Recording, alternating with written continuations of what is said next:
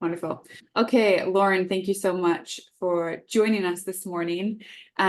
So for those of you who don't know Lauren yet, she's the founder of Oatsu, which creates delicious, easy, kind of on the go overnight oats that are available now at Holland and Barrett. We're going to hear about her retail journey as well.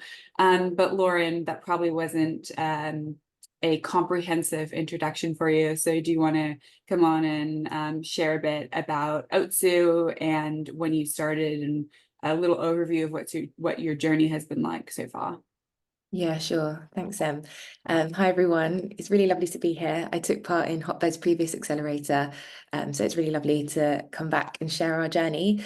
So I am the founder of Oatsu, and we make it easy to enjoy a healthy breakfast on the go with our freshly prepared overnight oats. I've got some of our packaging here. Usually there'll be a pot inside, but they come like that. We've got 4 different flavors, and they are a really great ready to eat healthy on the go breakfast. I used to prep overnight oats when I worked in the city and bring them into the office. And I found that they were the only breakfast that kept me full and energized all morning. And I can also see the rise of overnight oats in the US, with brands generating tens of millions in revenue and also stocked in all the major supermarkets over there. And I thought it was only a matter of time before the trend comes over here. So we are on track to become the UK's first overnight oat product available on kind of large supermarket retail shelves. And in terms of my journey, I started the business and left my job at the end of 2019 and then launched the business in April 2020 and started making our overnight oats initially in my kitchen and selling them direct to consumer on our Shopify store and at markets. Then I needed finding a manufacturer was going to be super important. So went on that journey. That took quite a long time. And we partnered with a manufacturer last year and launched in Holland and Barrett in October 2023. And the team consists of myself. We have a part-time marketing manager, and I brought him on board just before our crowdfund, and he'd had experience in that. And a virtual assistant who handles ordering and other admin, and also a hands-on advisor who used to be a buyer in retail. So in terms of our investment journey, we bootstrapped for the first probably 2.5 years, quite a long time. I wanted to make sure that we had a manufacturer in place and at least were on the path to launching retail and have higher revenues before I raised. During the pandemic, I did take out the bounce back loan that was on offer.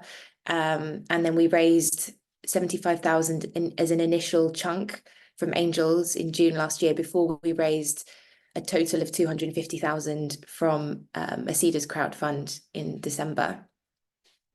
So yeah, that's an overview of the business. I think you're on mute. You're on mute, sorry. Great, amateur mistake. So we're going to talk shortly about your experience fundraising and getting into retailers. But first, I want to talk about how you went about finding your first few customers, especially in that time when it's not like you can go and try to find customers like in person. It was in the middle of lockdown, and a lot of the founders in this cohort are just preparing to launch their first product and don't have any customers yet. So what were the best tools and tactics that you used? Yeah, it's a good question. So I think it's really important to build a community as soon as you can. So I was sharing very, very early overnight oat mock-ups. I was handwriting labels initially and just creating all different kinds of flavors and sharing those on Instagram. And initially it was just like the first orders we got were people that I knew, which I think is quite normal. But then, as you kind of market it more and more, it started to become like people that I didn't know. And then eventually we started investing in Facebook, Instagram ads, and then it grew from there. But and then on the retail side, I approached independent stores, coffee shops that were local to me, as well as further afield across London, and started off with a trial in those stores with smaller order volumes. And we went to a lot of events. So bread and jam is a great one for food and drink, but there may be others for different industries. And there are others like Product Guru, which I haven't done. You can apply to pitch to the sessions at Bread and Jam, for example, and we were chosen to pitch to 6 retailers in 2022 and then 6 in 2023, which was a great first like touch point to get that face-to-face interaction with the buyer, which is so hard. And Holland & Barrett came off the back of that, and then conversations with other supermarkets have started from there, which is great. But otherwise, I would like connect with the buyers on LinkedIn. Ideally, you've met them somewhere, like at an event or some reason to reach out. But yeah, I said don't be shy as well. Putting together like a really succinct email that talks about your product's USPs, maybe with a picture, and sharing your existing traction in anywhere that you are. So if you have done really well in even like a smaller store, or ideally a retailer that's known, then if you've had a really good rate of sale, you've become their best-selling product, then it's really important to share that. I'm not going to put myself on mute anymore. How long did it take you to get your first few customers who weren't people that you knew?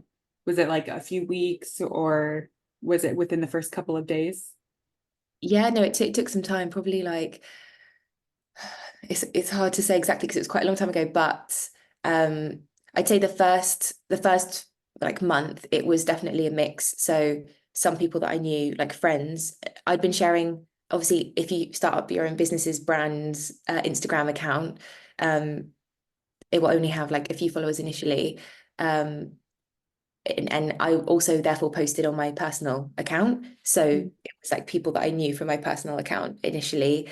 Um, and actually I remember we were taking payment before we set up the online store through Instagram. So I would like talk to them on the DM and then share our bank details and they would transfer me. That was a very, very, very basic way of taking payment, but then quickly set up a Shopify, like professional looking shopfront, which I'd recommend everyone do. And that just makes the order fulfillment payment process like way, way easier. I also attended a like entrepreneurship evening course while I was still working at Enterprise Nation, and it was great. I had a lot of kind of motivational sessions, and then we were encouraged to bring samples of our products in, and some of my first customers also came from there. So in person at that event, yeah, they wanted to buy the overnight oats, so kind of did some in-person sales there, and then matched that with kind of Shopify online. How in the first year or so were you allocating your time between like making the oats, finding the manufacturer, doing Shopify, the social media community side, and like what things did you end up spending time on that weren't useful that you would have changed in retrospect? So initially, it felt like a lot of my time was spent on production, which wasn't where I wanted to spend most of my time. I knew it was like, of course, it's like necessary. I needed in the early days, I wanted to perfect the recipe. So a lot of my time was spent like developing the product. You can also outsource that to a NPD, new product development consultant, if you have the resources to do that. And then I was probably spending a full day a week in production once I'd finalized a recipe. And then the rest of my time was like laptop work. So sharing on social media, going to events as much as possible. I think especially in my first year, I was just attending any kind of food industry events. And then I didn't think about hiring until we actually took part in the government Kickstart scheme during the pandemic as well. And that allowed me to hire a couple of individuals very, very affordably. So the government like reimbursed their wages back. They were quite early in their career, so quite junior, but they helped with social media and marketing, probably about a year and a half in. But before that, it was just me trying to do as much as possible. But some of you might not have product businesses or food businesses, so you might not necessarily need to kind of spend that time like making the product yourself, and you can like outsource that from day one or kind of work with someone else. And since we have partnered with the manufacturer and I can outsource the manufacturing, it's freed up my time and kind of allowed me to focus most of my week on all the other things. So in terms of fundraising, that first 75K round that you mentioned, you don't have to go into specifics, but like in general, how far along were you? Was there a certain revenue benchmark that you wanted to hit before you went out and spoke with investors? So I wanted to have a really exciting and compelling story to tell about what the future was going to look like. So by that point, we had already launched into our first retailer was a rapid grocery delivery retailer called Jiffy, and we became their top selling breakfast product. They deliver within like 10, 15 minutes within London. And I was able to share that, as well as we were having conversations with Holland and Barrett a few months prior, and I kind of aligned the launch. I'm jumping a bit ahead here, but I aligned the launch of our crowdfund with our launch into Holland and Barrett. So that was already live and people could find us in store. But the initial 75K that I raised, that was 6 months prior to that. So we already knew, or we were quite far along in conversations with Holland and Barrett. And we'd been chosen to be part of Co-op's APRE program, which is for mission-driven food and drink brands. It's like a support scheme for startups. So I could at least show projections of what our revenue was going to look like over the next 3 years, based on what I knew from how many stores we were going to be in. And then I also talked about our kind of D2C traction up until that point and where I thought that was going to be going. And what was the most common pushback you heard from investors in that first round? Like, how did you manage those types of questions?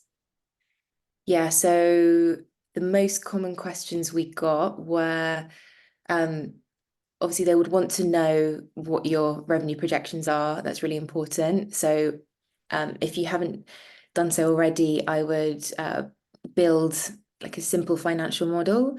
I took part in a accelerator program with NatWest and met a mentor through there.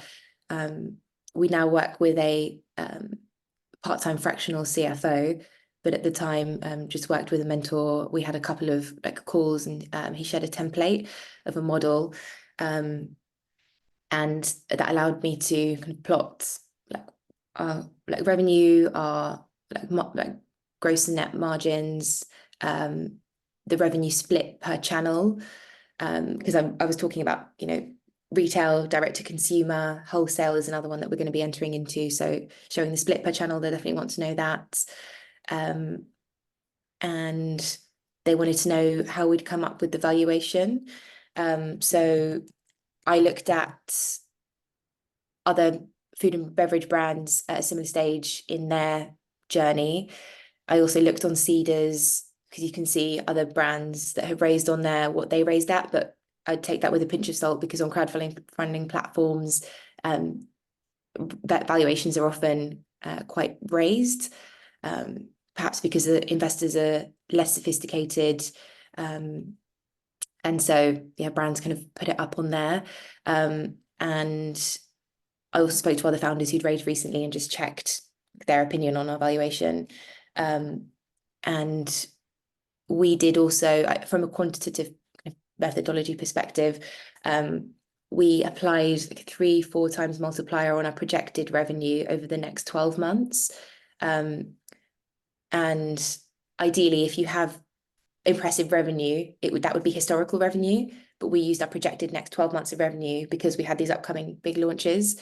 And I would check what's normal for your industry in terms of like revenue multipliers, by asking around or checking online. Did you find that investors preferred or put more weight on your revenue from a certain revenue stream? Like, did they prefer to see revenue from retailers, wholesale, D2C? What was your experience like with that? Yeah, I think they were most focused on retail because it's the biggest opportunity. So they wanted to know how far along we were with each conversation, when we planned to launch with them, estimated number of stores, estimated rate of sale if you have it in your category. So you can project like accurately what the revenue is going to be. And then they may ask about the margins that you'll make and what the retailer will make in that channel. And then for direct to consumer, they did want to know what revenue we generated again, number of customers, margins we're making, customer retention. And yeah, there's a lot of analytics that you can share from Shopify, which is helpful. Oh, that's nice. So in terms of crowdfunding, you've mentioned a lot that like, community is really important to you. Actually, like let's pause on community for a moment. How do you go about engaging your consumers and like the people following you? Is that just for around the crowdfund or Or just in general? How do you generally? engage with like your consumers? Yeah, so I would say like the marketing channels that we work on and kind of most active on, definitely social media and email marketing, and then like samples. So Instagram and LinkedIn, definitely most active on. I'd say over time it's moved from Instagram, sharing our story. Initially, I was sharing the behind the scenes and talking stories and sharing what I was doing day to day quite a lot, especially in the early days, and taking people on that journey. And then doing giveaways on Instagram was another great way, so partnering with brands. And then over time, though, I find that I'm sharing our business achievements more on LinkedIn. Um, and I find that the organic reach on LinkedIn is a lot better than on Instagram, which you guys may have found as well. And I guess more of a professional audience on there. So it's been a great way to connect with so many different people. And I can talk about how LinkedIn was really important for our crowdfund and fundraise as well. And then email marketing, the marketing manager that we hired for the crowdfund, I also hired him because he's got great experience with Klaviyo, which we use. So we send out regular kind of emails and newsletters through there. And then I mentioned ads. So we're still fairly early stage with our ads, but that definitely helps to kind of generate revenue for us on the D2C side. And then kind of sharing at events, sampling. I still do lots of office sampling or other events, and yeah, kind of finding events that really align with where your target audience is going to be. So for us, that might be like a yoga event or a gym event, or yeah, something at work, kind of health and wellness related. One of the things that I think you do really well is I've seen so many pictures of you on LinkedIn. We're always wearing the orange Oatsu shirt. And so even if I'm just like flipping through your LinkedIn, you know, your eye just like picks up on the orange because it's bright and it's great branding. So I think that's like a really good hack too. Like you have to be visible to people. And so Yeah, even if it's not your post, I still spot you in the other posts. yeah, So definitely. yeah, let's talk a little bit about crowdfunding. So number one, I know you mentioned that you use LinkedIn for crowdfunding, but first, why did you decide to crowdfund? Like, was it always on your roadmap, or did you realize it was a great opportunity when you saw how engaged like your consumer base was? Yeah, so I chose it because I really wanted to involve our community. And like now in hindsight, having done it, there are so many others that you don't know are out there who are really supportive and excited about what you're doing. And I'm so glad that we did that. And um, it was always an option in my mind, depending on how well our initial raise went. So I was excited about it, but I didn't know that I definitely wanted to do it. It did depend on how the initial raise went. And it ended up being a more efficient way of raising money than having those one-to-one conversations with angels, which I was doing before, and trying to fit it in amongst everything else. I think because with crowdfunding, it is more work upfront, all the preparation that you need to do before it goes live in terms of preparing like emails, social posts, video, the page itself, writing the copy for that. But because it is a lot of work, I kind of gave it my dedicated focus beforehand. And then when it went live, like you're promoting it, but there are much fewer people who, for example, will want to have like in-depth calls. It's more just asking questions on the platform, versus beforehand. It would take like a long time to it would just take a long time, I think, to be able to like line up calls one-to-one with investors, and then get a kind of quick response and then confirmation and then kind of going through that process and trying to kind of gather it all into one go. I ended up speaking with angels for about like 6 months in total from right from the start until when we closed the round. So yeah, whereas Are there crowdfunding. any were there any things that really caught you off guard with crowdfunding, or that you weren't expecting, either like the good stuff or the not so good stuff? Yeah, definitely. So there's a few like pointers if you guys are considering it that I'd give. So um, I think it's so important, as I mentioned, to prep as much as you can before you go live. So um, your video is super, super important. And then any content that you plan to share during the campaign is also really, really important that you're going to share on LinkedIn was definitely the most successful platform for us for that.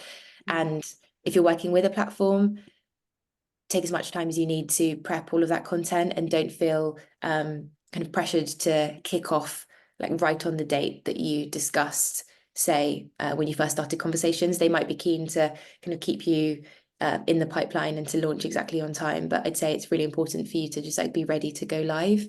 And then during the kind of it might be 4 weeks, it might end up being 6 weeks, because they may agree to extend your campaign if you're still having final conversations with investors that need to close up. But if you plan for 4 weeks, then there's going to be a big like uplift in interest in the first few days, and then a big surge of interest, like the biggest surge at the end in the final, I'd say, final few days. And then in week 2 and 3 in the middle, it will be more quiet. And that's the natural process of how a crowdfund campaign goes, or probably any campaign. So to combat that, I'd prepare as much like really high quality video content, if you can, that you've filmed ahead of time, that celebrates reaching various milestones in the campaign, like 50%, 75%, 100%, 150, 200%. Of your fundraising target, or that you've had your first 100 investors, or that there's a time-bound deadline coming up, like halfway through, or a week to go, 3 days to go, 24 hours to go, and then share that content throughout to keep people interested. And we also organise an investor webinar towards the end of our campaign to answer questions and try and like kind of close that interest in the end, which really helped. And we could also share that with the recording of that with other investors who'd requested our pitch deck on the platform but hadn't made a decision yet. And that definitely helped, I think, to build that connection with them. I'd also be aware of the platform's fees. So they may take a minimum fee rather than a percentage. And Cedars was around 12, 13,000 pounds. And I believe Crowdcube is slightly more. And those are the two main platforms that you'll probably work with if you're doing an equity-based crowdfunding campaign. And if you're raising much, much larger amounts, then they may take a percentage, but if not, they may insert like a minimum fee amount. And then also check if they have minimum raise size. So Cedars, I went with them because they had quite a lot of consumer focused brands and food and beverage brands in particular, and they were flexible in terms of the minimum raise size. So our target was, because we'd raised 75, we didn't know how far we were going to go with it. I set the target quite a manageable and achievable 100,000, which was quite low. We could have gone with 150,000, but decided to start there. And then with a view that we would overfund and reach that quite quickly. And then we like finished on 250,000. Crowdcube, from our conversations, had a higher minimum raise. So the raise definitely had to be like 150,000 as a minimum, but I checked with them because it might have changed. Okay. I have a follow-up on that. But before I say that, I've seen two good questions come in the chat. We'll move to Q&A shortly, so please add more questions to the chat or raise your hand if you want to ask the questions live. So you mentioned that you created a lot of content, especially the video, the different videos that you had prepared. Did you allocate a set amount of budget to create like all the comms and materials and graphics and everything ahead of time? And like, did you use Cedars for that? Did you use a third party? Did you do it yourself? How did you manage that bit? Yeah, so both the video content that you shared during the campaign on your social platforms and the crowdfunding film themselves are like super important. And yeah, I've mentioned about like what we filmed for that video content, but I would make them like maximum like 15 seconds, those short clips, share them predominantly on LinkedIn during the campaign. And then like it's the connections of your connections that are really, your connections, of course, might see that for the first time, and that might be the first time they come across your campaign.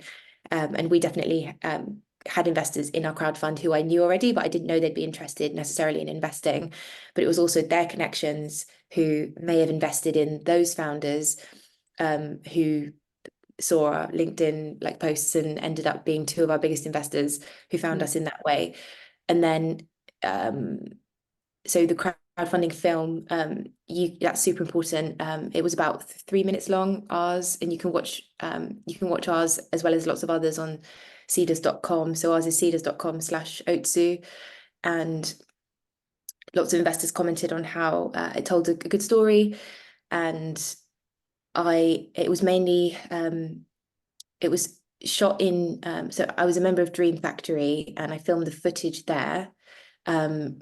And fortunately, my partner, Michael Diamond, he's a filmmaker and he has written and filmed a lot of crowdfunding videos.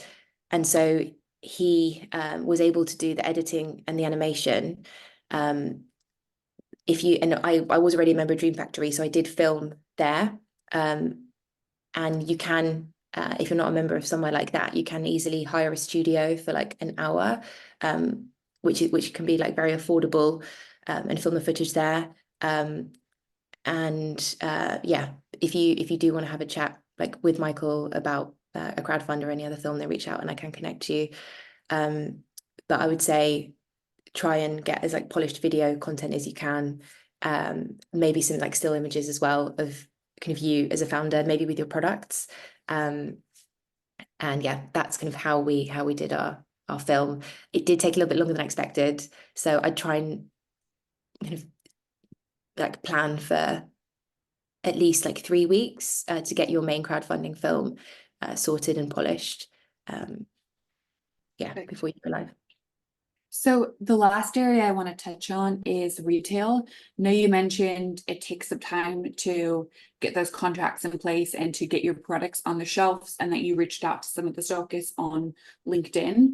How long should founders anticipate that process to be? And also, like, what were the unexpected costs? Like, did they have certain requirements that you had to, I don't know, switch manufacturers in order to fulfill those requirements? Or was there anything that caught you off guard with where your brand had to be in order to get your products on the shelf? Yeah, it's definitely a long journey. I think it's super important to find an accredited manufacturer that has small minimum order quantities and line up launching with them with your brand's launch. So if you are working with like smaller direct to consumer orders and maybe smaller retailers, that may work if you've got a longer shelf life product. If you have a shorter shelf life product like ours, then we would need, like, because we're producing like every single week, we need to align our like manufacturers' order quantities with the retailers' order quantities, because like that's just how it makes sense from a volume perspective. So I'd say like finding a manufacturer, you can look on if it's food and drink, there are directories like Salsa and BRC where you can find them, but there may be lots of others for other industries. I'd say meeting the retailers and getting that like face-to-face time if you can is super important and difficult. So as I said, just trying to attend events where they are, trying to get in front of them. Going to events where the buyers might be on a panel is a great way to meet them. Otherwise, just trying to approach them cold, but obviously the response rate might not be as high. Great, thank you. Okay, we're going to move to questions now. First question is from Noah. How do you make sure you aren't overloading your part-time team members, such as like marketing manager, CFO, especially when they have such crucial roles? Yeah, so it would be good to know what you mean by like overloading, but I'd say I just talk to them about what kind of how much work like we have like coming up in that area. So we work with our part-time marketing manager on like a flexible basis. So he works with us like freelance. And so during the crowdfund period, we worked with him like more days a week because we had so much to prepare initially. And then after the crowdfund, like scaled that back a little bit. But he worked on other things like website refresh and kind of helping with content on an ongoing basis. So I'd say just like discuss with them, figure out how much support you need in that area. And it may be hard if they're looking for like an exact time commitment. Fortunately for us, like both our marketing manager and our CFO are kind of work with other clients as well. So definitely our CFO, I've seen the question about fractional resources. So our CFO is a fractional CFO. She works with like several other clients. Our marketing manager works with like one or two other clients. And so he splits his time kind of between us and them during the week and can be flexible. I have found that helpful, as opposed to hiring full-time at this stage until I know that we kind of need that full-time resource. Great. Okay, question from Sophian. What was your thinking behind crowdfund versus like just a pure angel round? Yeah, so as I mentioned, and I don't think I've actually talked about the split between this is a little bit of a separate question, but I realized I hadn't touched on it, kind of friends and family versus angels that I didn't know. Yeah. So that might be helpful for people to know. So I looked over our kind of figures, and the initial like 75 that we raised was tilted more towards so it was about 40%, 60% friends and family, people that I knew basically in my network, versus like angels that I had approached and didn't know. But the crowdfund was only, so that was 175,000 that was raised specifically from the crowdfund. In total it was 250,000. So in that 175,000 there was a small amount from people that I knew, about 15,000, and then the rest was from people that I didn't know, 160,000. So in total the split was like 20% from people that I knew in total, and then 80% from kind of angels. And the thinking behind, I'd say actually in terms of where I met the investors, which might be helpful to know, is I'd say just join as many accelerators as you can like this. I joined Unrest's accelerator, which is for mission-driven food and drink and other consumer and like sustainability focused brands, and that had pitch practice with investors weekly in person, as well as a demo day at the end. LSE, my old university, also has a accelerator which also had a demo day, which was helpful. And then NatWest didn't have a demo day, but I just took part in their accelerator last year, well before the round. We met our advisor through there. And then just attending as many events as you can, speaking with other founders that have recently raised, if they kind of have any recommendations of individuals that they might think might be interested in what you're doing specifically, or they might be able to mention you in their investor updates if they share decks or opportunities through that. And we raised as well at a valuation of 2 million, and because we raised 250,000, we gave away an equity percentage of 12.5%. And then I think I mentioned that the crowdfund was, us doing the crowdfund was dependent on how much we raised from the angels initially. So had we raised like a huge amount from angels from those one-to-one conversations, I may not have done the crowdfund. I was like going to see how it went. But because I wanted to raise more and we had a good initial chunk that was enough to allow us to start the crowdfund, I thought, why not? It will be a great marketing campaign in any case and raise brand awareness. We had unexpected opportunities come through, just raising your presence through the crowdfund as well, that you might not expect, just being more visible online. So we had buyers from other supermarkets. One of them like commented on our post and tagged his colleagues, and just other like people had seen it and then they wanted some products for their events to share with their community, or just opportunities like that definitely kind of raises your profile generally, and helped us. That's a really helpful breakdown. Really quickly on friends and family, we've spoken a fair amount about friends and family rounds so far this week, but one of the things we haven't talked about is if it can cause any challenging dynamics, or if it feels a little bit more uncomfortable taking money from friends and family versus VCs or professional angels. Have you found that to be challenging, and like how do you manage the situations? Yeah. So I talked about when I was about to raise, I just talked to like anyone and everyone that I knew about the fact that it was coming up because it was just all that was on my mind. And yeah, the conversations came about quite organically, and a couple of people I knew mentioned that they'd be interested in putting in like a small amount and kind of investing in that way.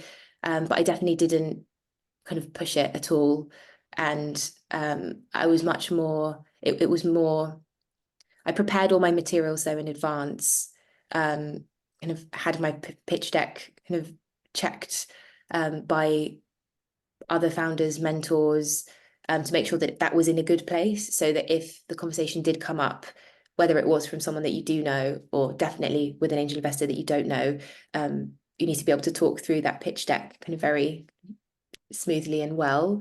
I'd say it hasn't led to kind of difficult dynamics, but now that we have closed the round and it's like just the first kind of couple of months, few months in, I'm now working out like how we're going to keep everyone updated, and I'm finding that investors want to be kept updated in different ways. So some do want to have like an in-depth 1 hour call, like maybe every month or 2 months to know how things are going. They're just really interested. And also, like, if they have industry experience, they might have really helpful advice. Whereas others just want to have a quick email update, and that's all quarterly, for example. So we're now setting up an email update, and I'm going to offer a call to those who want one, like a short call. And then I'd say with people that they're probably like, if they're interested in investing, it's probably just because they already really like you and just want to support what you're doing and are excited about it. So I would say if it feels right and it's coming from a good place and they want to support, then I'd say like I was happy at least to go ahead. Right. Yeah, don't try and force it, I'd say. Noah, I saw that you had your hand raised. If you want to ask a question, feel free to raise it again. For now, I'll take a question from Lorenzo. How difficult is it to sell the products directly to the final customers online and to stockists like Holland & Barrett? We've covered this a little bit, but is there anything else you want to add, especially around like the D2C angle? Yeah, I assume the question is about how difficult it is to like find customers. And I guess with direct to consumer, all you can do is market the products as best as you can and like measure the results of that marketing and then kind of iterate and continue to improve from there. If you see a particular ad is working particularly well, then continuing with that and maybe increasing the spend on that, or looking at your organic social posts and seeing which posts are performing the best, or your emails, which ones are open the most, and just like doubling down on what's working well. And I think, yeah, taking into account seasonal trends as well is quite important. So for us, our overnight oats are chilled, ready to eat breakfast. So naturally, our sales are slightly higher from like spring through to like early autumn. So over your first year of selling online, you'll probably start to see those trends. And don't be too disheartened if it is naturally a quieter time for you. You can focus on all of your other admin and things that you need to do to grow during your busy periods. And for the retailers, I'd say just like don't be shy at approaching them, whether that is online, at events, and applying to pitch opportunities. Right. Okay, Noah. Hi, Lauren. Thanks for answering my first question. So on the crowdfunding campaign side of things, like with content, how detailed was your communication on the what you're gonna spend your raise on and like the business specifics on like your content that you're releasing online? Yeah, how detailed is it? Because I understand it's more about the storytelling and the product and less on the like financials when you're just releasing your public online, your content online with public. Yeah. If it's so, I guess I differentiate between the content you're sharing through your video and on the platform like on the crowdfunding platform, there's like a question area where people can put their questions in and you'll answer them in writing. And then the content that you're sharing like publicly online is probably what you're talking about, like social media. So definitely on the platform, people will ask about your financials. It is up to you how much you share. You're not committed to share everything in so much detail. And some of the very sensitive questions maybe around like specific margins with retailers that you wouldn't want to share, or even specifically like the margin that you're making yourself, you may not want to share that on a public crowdfunding platform. Even though the investor, it might be a serious one, you can offer to have that conversation offline. But if it's something that you are comfortable sharing, especially your projections, maybe your gross margin and where you see that going and how you aim to improve that over time, things like that, we were comfortable sharing on the public crowdfunding platform. We didn't go into too many financials in our video. I think we may have said that we're on track to achieve this much in revenue, and then on social media, it was just a short form video talking about the fact that we were either about to launch our crowdfund or that we had achieved various milestones in the campaign, and just generating that excitement about them coming over to the Seedrs platform to check out our crowdfund. That was like the main call to action for those videos. So we didn't go into financials on those. But yeah, I probably just mentioned what we did talk about in the video about what we were going to spend the money on. So I think it's important to touch on what you are going to spend your investment on. So our focus is we're now pivoting and kind of investing in our supply chain and potentially transitioning to a bigger manufacturer ahead of the upcoming retail launches. We're preparing for those retail launches. We're developing a range of just add milk dry overnight oat mixes that you can add your own milk to prep your own overnight oats anytime and anywhere that you are.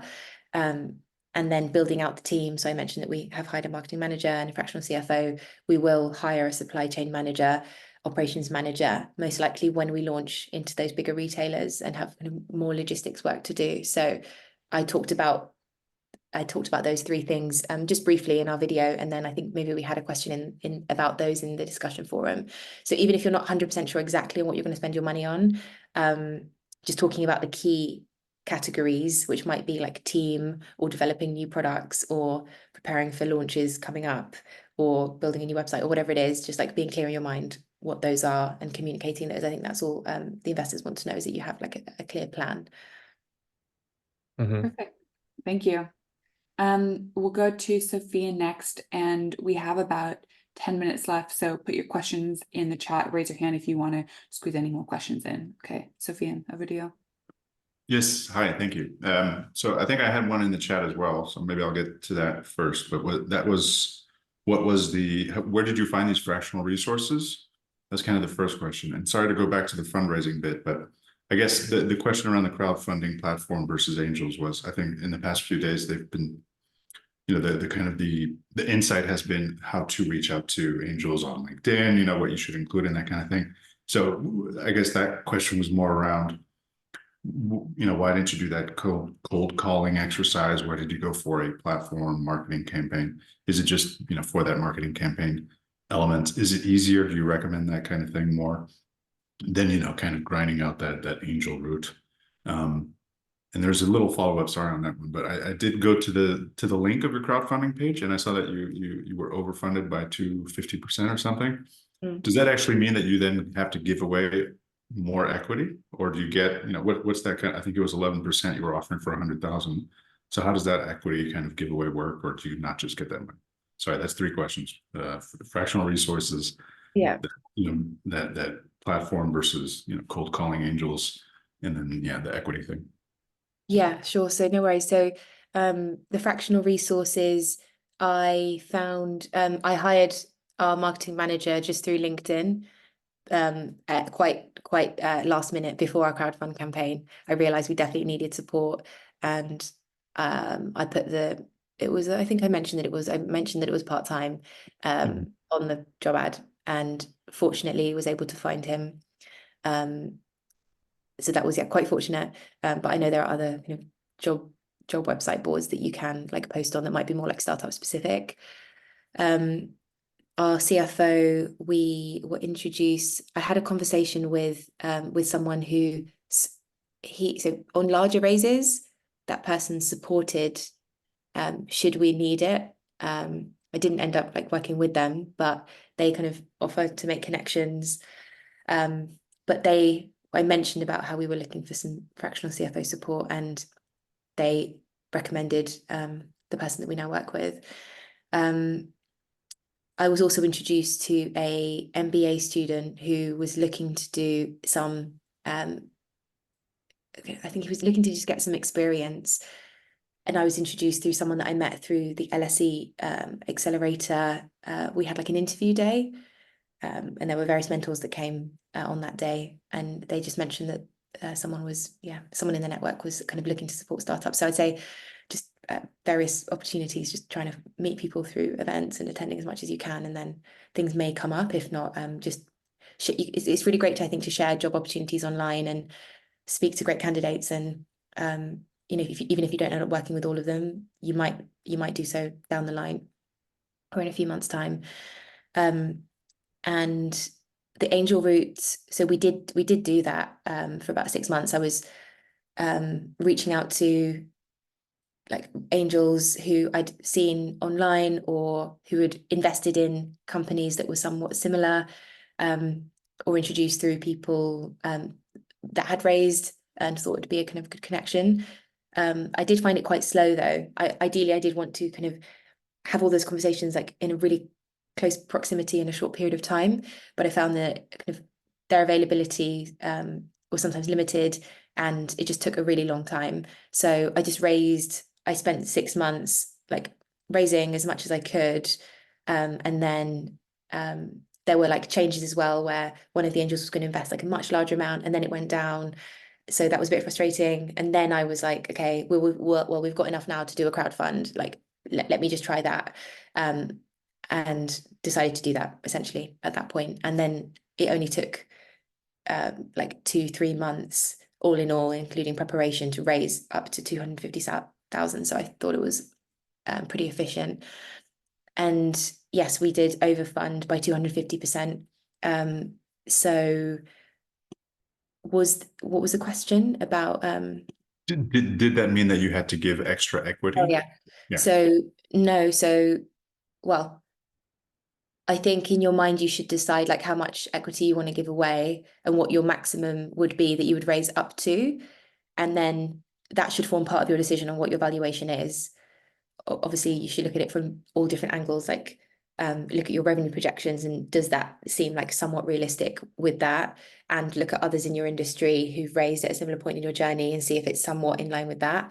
But also in your mind, if you know, like, although we set our target at 100,000 and that would have been 100%, in my mind, I wanted to overfund. I wanted to reach that quite quickly and then get into like 100. I wanted to reach like 150%, for example. I didn't know if we'd get to 200 or above that at all. So we did have to give away what we raised. So yes, I guess we gave away more than what 100% would have been. But ultimately, I was happy to give away a total of 12.5% in the end. And I knew that if we reached 250, I'd be happy with that. You might be lucky and it goes like above that, and then you have to say like no to the money. But yeah. So does that mean that you kept all of the money and it just meant that you were valued at a higher kind of valuation in the end? No, so the valuation is consistent from the like angel round that you bring to the platform. So you start with like a certain percentage. They'll look for like probably minimum 50%, maybe 40% of your final target. So that is raised at a valuation. The valuation does need to be consistent, and I believe it needs to be within 6 months. The crowdfund needs to happen within 6 months of that initial chunk of money being raised. So you do really have to have like you have to have, like do both processes concurrently. Like in order to crowdfund, you do have to have money raised from angels, because you need to come with something up front. You can't start from zero, otherwise the crowdfund won't look appealing to investors. They want you to start with like at least 50%, ideally more if you can. Hence why we started with 75,000 and set our target at 100,000, so we could start at 75%. Amazing, thank you. Thank you. Okay, gonna take a question from Noah. We might have time for one more question. So if there's anyone who has anything else to ask, please raise your hand. Okay, Noah has asked, was there a minimum investment amount? If so, how did you arrive at that? Noah, are you talking about for the crowdfunding round or for like just the first 75K of angel checks? The crowdfunding. Crowdfunding, okay. Or was it a set amount? Like I have no idea how that works. Yeah, so you can set whatever minimum you want. We set it at the lowest possible, which was £10. So it was super accessible to everyone, and we could say like invest as little as £10 to own a slice of Oatsu as we grow. That was something that we shared. I think that definitely helped. We ended up with 279 investors. Like a large amount of them did invest like 10, 50, 100, £200. And then only a smaller number invested kind of 1,000 plus, kind of all the way up to, I think our biggest ticket through the crowdfund was about 30,000. Nice. Okay, Samia. For crowdfunding, do you need a lead investor? And if so, how much do they need to put in? Is it just one lead investor? And also, what percentage of the raise do they take? So do you mean in the crowdfund, like when you come to the crowdfund platform? Yeah. Yeah, so when you come, you need to just have like an amount raised. So if your target is going to be, say 150, you'd have to bring, I'd say at least half of that. If it's, so I'd say you definitely need to have an amount. You don't necessarily have to have it come from like one lead investor. We didn't Okay. have one lead investor. We just had a number of investors that made up that amount. I think the biggest amount from the initial raise was 20,000, and then in the crowdfund, the biggest amount from one person was 30,000. So it can, doesn't have to come from one person, but you definitely need to bring a chunk to the platform. Which platform did you use, and what percentage commission was the platform charging you for the raise? To raise that amount initially. Yeah. So we raised through Founder Catalyst, and they charge a flat fee. Believe it's around £1,500. Rather than so we worked with them, but I also spoke with Seed Legals as well, who were really helpful and gave really great advice.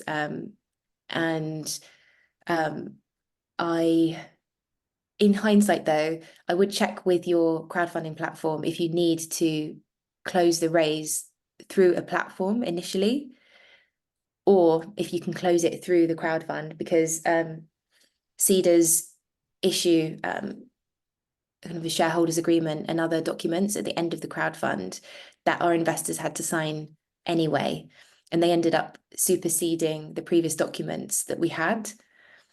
And so if you're doing a crowdfund, I didn't know that we were going to do a crowdfund, and so I needed that like legal support at the time. But if I knew I was going to do a crowdfund in quite quick succession after our raise, then I believe we could have used Seeders documents as our kind of raising documents. Great, thank you. Last question. This is a quick one from Purdy. What was the average ticket size from your crowdfunding investors? I should do the maths. I don't know the exact figure of what the average was, but we had a few bigger tickets. So in our case, a bigger ticket would be kind of 30, 25 thousand, and then some 5,000, 2,000, like maybe a larger handful of those, and then a lot of like 1,000 below, so 500s, 200s, a lot of 50s and £10 investments. Nice. But it was skewed, quite evenly that way. And then our final question, number one, where can people find you? We'll share your LinkedIn afterwards. And then also, where can people, other than Holland and Barrett, find Oatsu? Yeah, I'm really happy to like help and answer questions. So feel free to connect with me on LinkedIn. I'm Lauren O'Donnell on there. And you can follow Oatsu's startup journey on Instagram. So we're Oatsu_ on there, as well as on LinkedIn. I'll put my LinkedIn here. And yeah, so if you do feel like having a healthy breakfast on the go, then yeah, feel free to pick up some overnight oats. I'll be sharing on our social media like where we are going to be launching those bigger supermarkets later this year, and we also deliver directly to your door from oatsu.co.uk as well. But yeah, really nice to meet you all, and hope it was helpful. Thank you so much, Lauren. Founders, stick around. Wave goodbye to Lauren. And now we're going